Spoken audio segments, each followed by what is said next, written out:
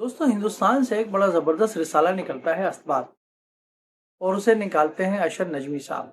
अशर नजमी साहब ने गुज़िश्ता 5-6 बरसों के अंदर इसके बड़े शानदार किस्म के नंबर शाया किए हैं जो मुख्तलिफ मौज़ूआत पर हैं। सही है ना, आलमी अदब के हवाले से है, मुशायरा नंबर है, फिर वो जो सरका हुआ होता है किताबों के अंदर जो मुख्तलिफ लोगों का, उसके ऊपर है, बहुत सारे नंबर हैं।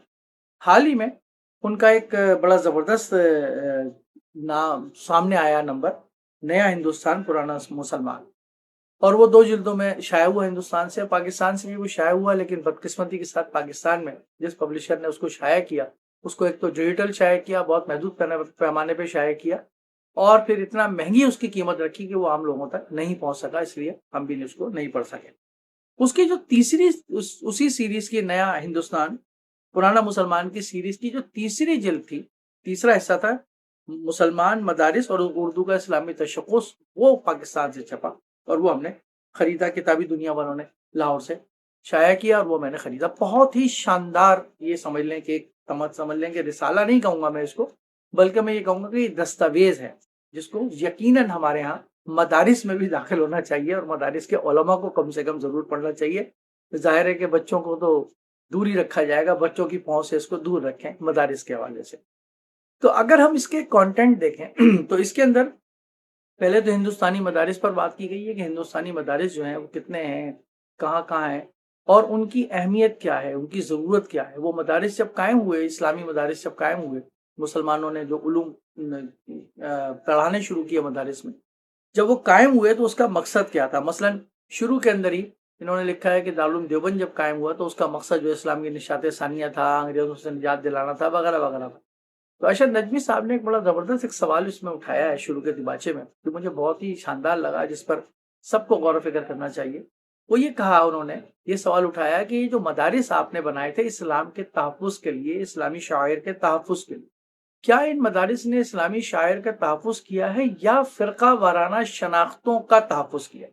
क्योंकि हमारे यहाँ हम ये देखते हैं कि जो मदारिस हैं वो फ़िरका वाराना बुनियाद पर कायम है। अहले तशय्युअ के अपने मदारिस हैं, सुन्नियों के, देवबंदियों के, अहले हदीस हज़रात के, सबके अपने अपने, बरेलवियों के, सबके अपने अपने मदारिस अलग अलग हैं। तो उन मदारिस में इस्लामी तशक्कुस को मजबूत करने की तालीम दी जाती है या फ़िरका वाराना बुनियादों पर जो तशक्कुस है, शनाख्त है, उसको मजबूत करने की तालीम दी जाती है? इस तरफ तवज्जो दिलाई है अशर नजवी साहब। तालीम और मजहब, बर्टन रसल का मजमून इसके अंदर मौजूद है। क्या नेकी पढ़ाई जा सकती है? अरशद महमूद साहब ने बड़ा जबरदस्त इसमें मजमून लिखा है। मदरसा और रियासत, रियासत और मदरसे का क्या ताल्लुक रहा है शुरू के अंदर और आज तक क्या है, मुबारक अली साहब का मजमून है। फिर असासियात पे, बुनियाद पे मुशीरुल हक साहब का इसमें बड़ा मजमून है, हिंदुस्तानी मुसलमानों के मजहबी मदारिस, जनूबी एशिया में मुस्लिम मदारिस, योगेंद्र सिंह का मजमून है।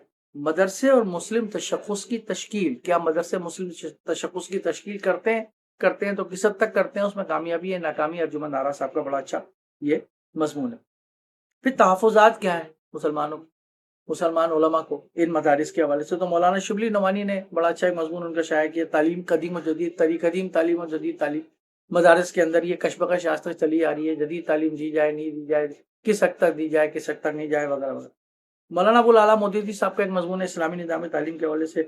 सैयद अबुल हसन अली नदवी साहब का मदारिस के तलबा में अफसरदगी और बेकैफी, और उन्होंने लिखा है कि उनको जदीद तालीम की कोई ज़रूरत नहीं है, इनको कदीम तालीम ही दी जाए।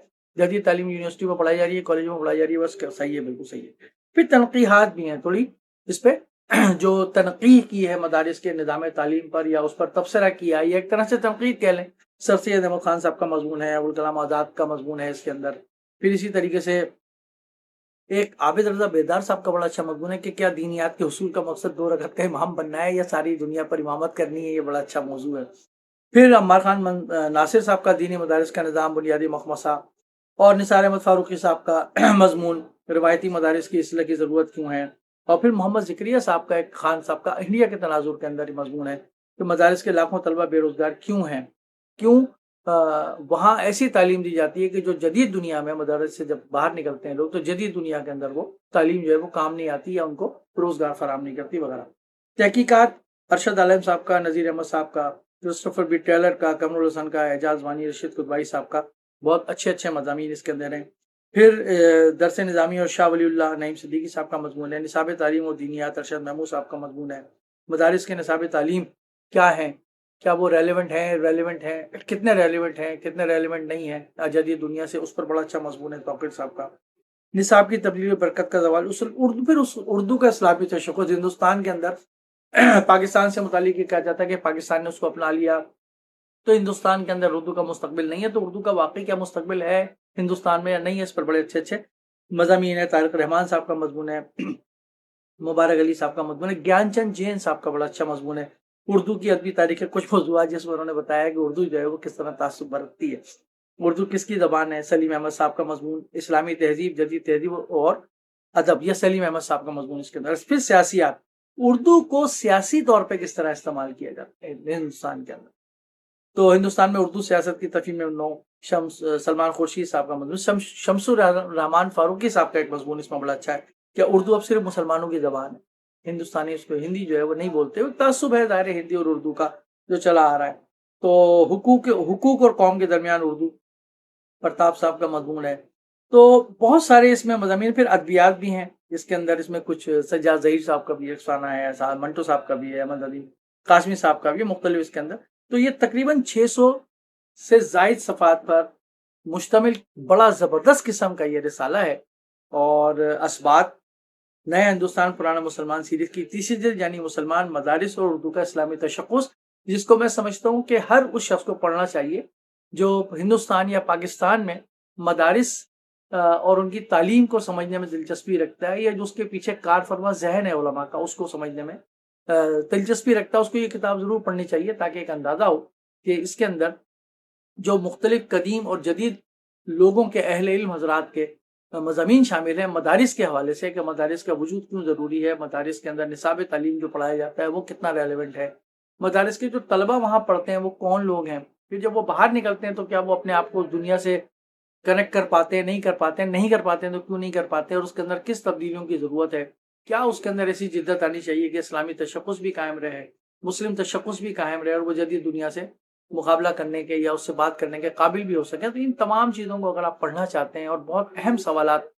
جو آپ کے ذہن میں اٹھیں گے ان کے جوابات، اور پھر نئے سوالات جو جنم لیں گے، اس کو اگر آپ سوچنا چاہتے ہیں تو یہ آپ ضرور پڑھیے، حاصل کیجیے۔ میں اس کی تفصیل ڈال دوں گا اپنی ویڈیو کے آخر کے اندر، تو آپ دیکھ سکیں گے کہ یہ کتاب آپ کہاں سے حاصل کر سکتے ہیں۔ بہت ہی اعلیٰ کتاب، جسے میں سمجھتا ہوں کہ پاکستان کے مدارس کے علماء کو بھی ضرور پڑھنا چاہیے، جو بھی دلچسپی رکھتے ہیں مسلمانوں کے علوم سے جو مدارس میں پڑھائے جاتے ہیں، ان کو ضرور پڑھنا چاہیے، اور ذرا غور و فکر کرنا چاہیے، ذرا گریبان میں جھانک کر اپنے جائزہ لینا چاہیے، اس سے فائدہ ہی ہوتا ہے۔